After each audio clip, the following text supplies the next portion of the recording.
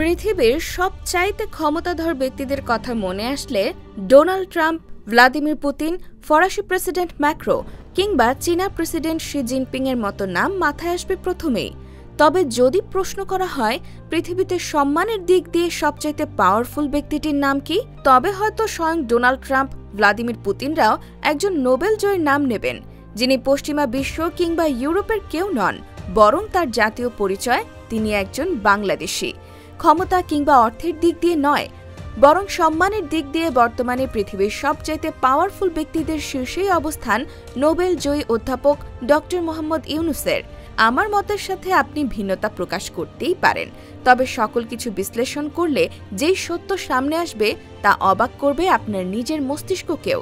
শুধুমাত্র একটি নোবেল পুরস্কার তাকে এই পজিশন এনে দেয়নি, কারণ তার পূর্বে এবং পরে আরও অনেকেই জয় করেছে এই পুরস্কার। কিন্তু তিনি সাধারণ হয়েও কেন সকলের চাইতে আলাদা, চলুন সেই ব্যাখ্যাটিই করা যাক।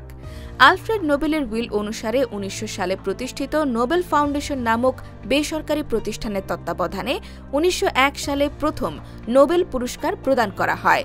পদার্থবিজ্ঞান, রসায়ন, চিকিৎসাশাস্ত্র, সাহিত্য, শান্তি এবং পরবর্তীতে অর্থনীতি সহ মোট ৬টি বিষয়ে এই পুরস্কার প্রদান করা হয়। এ পর্যন্ত পৃথিবীতে প্রায় ১,০০০-এর বেশি ব্যক্তি ও প্রতিষ্ঠান এই মর্যাদাপূর্ণ পুরস্কার লাভ করেছেন। বিশ্বব্যাপী সর্বাধিক গৌরবময় অর্জন হিসেবে এই পুরস্কারকে বিবেচনা করা হয়। নোবেল পুরস্কার প্রাপ্তদের নোবেল লরিয়েট বলা হয়। বাংলাদেশের ইতিহাসে এই পর্যন্ত মাত্র একজন এই পুরস্কার লাভের সৌভাগ্য অর্জন করেছেন।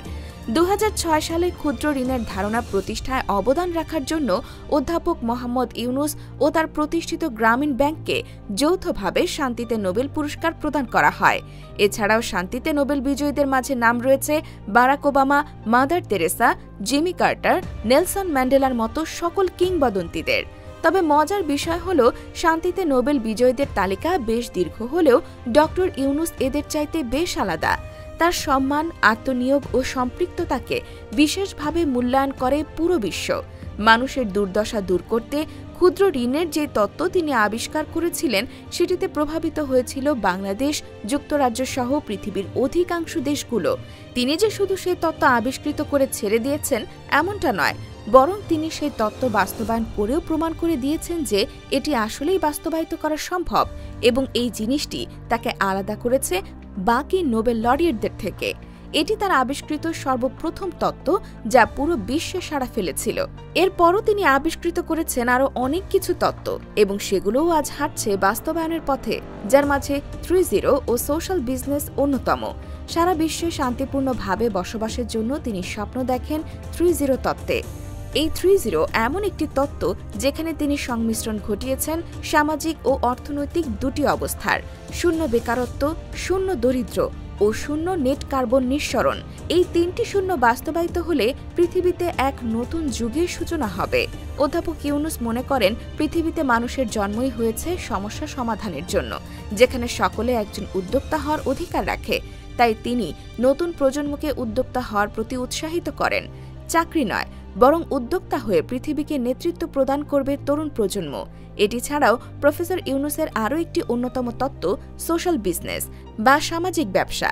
এটি এমন একটি অর্থনৈতিক অবস্থা যেটি ব্যক্তিগত মুনাফা অর্জন ব্যতীত মানব কল্যাণে পরিচালিত হয়, এবং প্রতিষ্ঠিত ব্যবসা নিজের আয়ের মাধ্যমেই নিজের নতুন বিনিয়োগের ব্যবস্থা করে নিতে পারে। এখানে বিনিয়োগ শুধু একপন্থী, অর্থাৎ বিনিয়োগকারীরা শুধুমাত্র বিনিয়োগের অর্থই ফেরত পাবেন, এর সাথে বাড়তি কোনো মুনাফা অর্জন করতে পারবেন না। এর পরিপূর্ণ মুনাফা ব্যয় হবে দারিদ্র্য বিমোচন ও সামাজিক উদ্যোগে। বর্তমান ব্যবসাগুলোতে যেমন প্রতিটি নতুন উদ্যোগে নতুন বিনিয়োগের প্রয়োজন হয়, সামাজিক ব্যবসায় সেই নতুন বিনিয়োগের প্রয়োজন পড়ে না, কেননা এটি নিজের বিনিয়োগ নিজে থেকেই যোগান দেয়। এই সামাজিক ব্যবসা বা সোশ্যাল বিজনেস 7টি মূলনীতির ওপর ভিত্তি করে প্রতিষ্ঠিত, যার মাধ্যমে সম্পূর্ণ জনকল্যাণ হাসিল হয়। কোনো ব্যক্তি কিংবা নির্দিষ্ট প্রতিষ্ঠান এর মুনাফার মালিকানা দাবি করতে পারে না। মানব কল্যাণ সম্পর্কিত এই তত্ত্ব, চিন্তা, ভাবনা ও উদ্যোগ প্রফেসর ইউনূসকে সকল নোবেল বিজয়ী থেকে আলাদা করেছে। ইতোমধ্যেই এসবের প্রয়োগ ও লক্ষণীয় হয়েছে বিশ্বমঞ্চে। বিগত প্যারিস অলিম্পিক কর্তৃপক্ষ প্রফেসর ইউনূসের সহায়তা ও পরামর্শে সামাজিক ব্যবসার বাস্তব রূপ দেখেছে, যার মাধ্যমে লাভবান হয়েছে সেখানকার সকল জনগণ। তার এমন কল্যাণমূলক তত্ত্বের প্রতি অনুপ্রাণিত হয়ে আগামী 2026 অলিম্পিকে আবারও এই সামাজিক ব্যবসা প্রতিষ্ঠা করতে ড ইউনূসকে আমন্ত্রণ জানিয়েছে ইতালি। ড ইউনূসের একটি প্রধান বৈশিষ্ট্য, তিনি কোনো তত্ত্ব আবিষ্কৃত করে তার দায়িত্ব ছেড়ে দেন না, বরং সেটাকে প্রয়োগ করে দেখিয়ে দেন। সেটাতে কতটা সফলতা পাওয়া সম্ভব সেই বিষয়টি তিনি প্রমাণ করেন পৃথিবীর সামনে। যেমন বিজ্ঞানী কার্ল মার্কস তার পুঁজিবাদী তত্ত্ব আবিষ্কৃত করেছিলেন, তবে সেটি তিনি প্রয়োগের মাধ্যমে প্রমাণিত করে যাওয়ার সুযোগ পাননি। পরবর্তীতে ভ্লাদিমির লেনিন সেই তত্ত্ব সোভিয়েতের উপর প্রয়োগ করে প্রমাণ করেছেন। তাই গত 20 শতাব্দীকে আমরা কার্ল মার্কসের শতাব্দী হিসেবে বিবেচনা করি, কিন্তু প্রফেসর ড ইউনূস কার্ল মার্কস ও ভ্লাদিমির লেনিনের সংমিশ্রণ, অর্থাৎ একটি থিওরি বা তত্ত্বকে মার্কস ও লেনিন উভয়ে মিলে বাস্তবায়িত করেছেন। অথচ এক অধ্যাপক ইউনূস একাই একটি তত্ত্বের আবিষ্কারক ও বাস্তবায়ক। তাই এই আঙ্গিকে বিশ্লেষণ করলে একজন প্রফেসর ইউনূস কার্ল মার্কস ও লেনিনের চাইতেও অতি উত্তম। একই সাথে 20 শতাব্দী যেমন পুঁজিবাদী শতাব্দী হিসেবে পরিচিত, ধারণা করা হচ্ছে এর পরের শতাব্দী ড ইউনূসের সোশ্যাল বিজনেস বা সামাজিক ব্যবসার শতাব্দী হতে চলেছে। একজন বাঙালির তত্ত্বের উপর ভিত্তি করে পুরো একটি শতাব্দী নিজেদের সমাজ পুনর্গঠন করছে, এটি অবশ্যই গর্বের বিষয়। তাই আগামী শতাব্দীকে আমরা গর্ব করে ড ইউনূসের শতাব্দী বা সোশ্যাল বিজনেসের শতাব্দী হিসেবে অবহিত করতে পারি। অধ্যাপক ইউনূস ক্ষুদ্র ঋণ, সামাজিক ব্যবস্থা ও 3-0 মতো সকল তত্ত্ব আবিষ্কার করেছেন এবং তা প্রয়োগ করেও দেখিয়েছেন, যা বিশ্বের 1000-এর অধিক নোবেল জয়ীদের কারোর পক্ষে সম্ভব হয়নি, যে কারণে তিনি বাকি সকল নোবেল লরিয়েটদের চাইতে আলাদা। তার সম্মান ও তার মূল্যায়ন অনন্য পর্যায়ে, যা তাকে পৃথিবীতে সম্মানের দিক দিয়ে প্রভাবশালী ও ক্ষমতাধর হিসেবে প্রতিষ্ঠিত করেছে।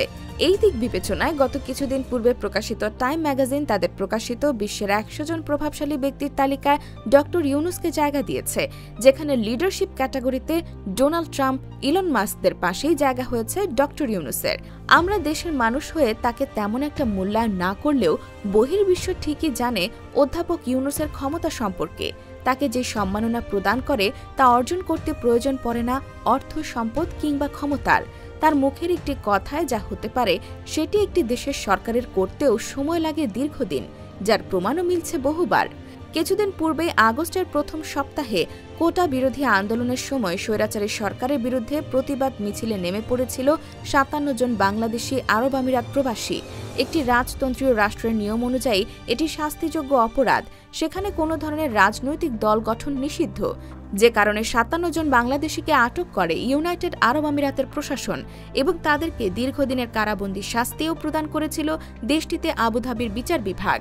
পরবর্তীতে ছাত্র জনতার আহ্বানে বাংলাদেশের সরকারের ক্ষমতা হাতে নিয়েই অধ্যাপক ইউনূস শুধু তাদের মুক্তির বিষয়ে কথা বলেছেন, তার কথাতে 57 জন বন্দীদের মুক্ত করে দিয়েছে সংযুক্ত আরব আমিরাতের সরকার। অথচ একটি রাষ্ট্রীয় কার্যক্রমের মধ্য দিয়ে গেলেও বেশ দীর্ঘ সময় লেগে যেত তাদের মুক্ত করতে। এটি কোনো রাজনৈতিক ক্ষমতা কিংবা অর্থনৈতিক ক্ষমতার জন্য নয়, বরং ড ইউনূসের প্রতি বহির্বিশ্বের সম্মান প্রদর্শনের একটি নমুনা মাত্র। এছাড়াও বিভিন্ন সময় অধ্যাপক ইউনূসের পক্ষে বিভিন্ন দেশ থেকে 192 জন নোবেল লরিয়েট বিবৃতি প্রদান করেছে, যা শুধু নোবেল বিজয়ী হিসেবে নয়, বরং তার ব্যক্তি ইনফ্লুয়েন্সের প্রভাবও বর্ণনা করে। সম্মানের দিক থেকে তিনি যে কতটা প্রভাবশালী সেটি আমরা বাংলাদেশি হয়ে উপলব্ধি করতে না পারলেও সম্মানের দিক থেকে তিনি আজ পুরো বিশ্বের সবচাইতে পাওয়ারফুল একজন ব্যক্তিত্ব।